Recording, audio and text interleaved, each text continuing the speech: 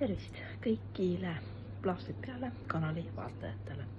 Minu nimi on Kairit ja täna tahan teile rääkida tänases videos sellest, miks kasutatakse Lifeway plaastreid 12 tundi.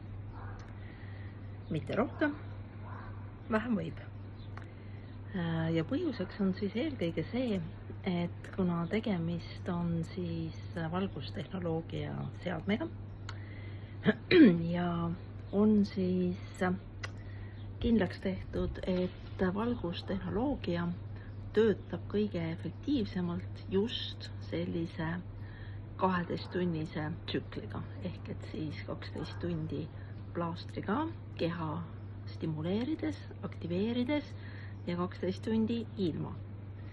Ja põhjuseks on siis see, et kehal on vaja siis ka puhkust ja ei ole vajadust ega mõtet keha üle stimuleerida.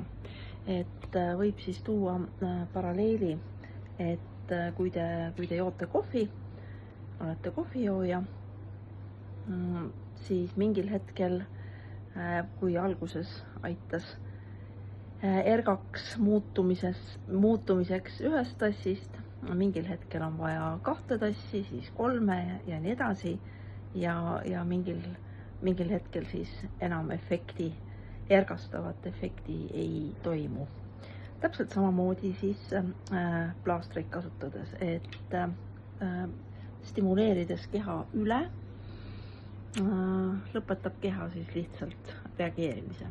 See on siis üks ja peamine põhjus. Siis veel selleks, et kuna plaaster on selliselt loodud, siis ka tema sees olev nanokristalliline struktuur laguneb peale 12 tundi töötamist. Ja kolmandaks põhjuseks on siis veel ka see, et plaaster ei ole hingav. Nii et siin plaastri all nahk ei saa õhku ja kui siis hoida plaastrit, ma ei tea, 24 tundi või veel kauem, siis võib lihtsalt tekkida sinna alla naha lööve, kuna nahk ei saa hingata.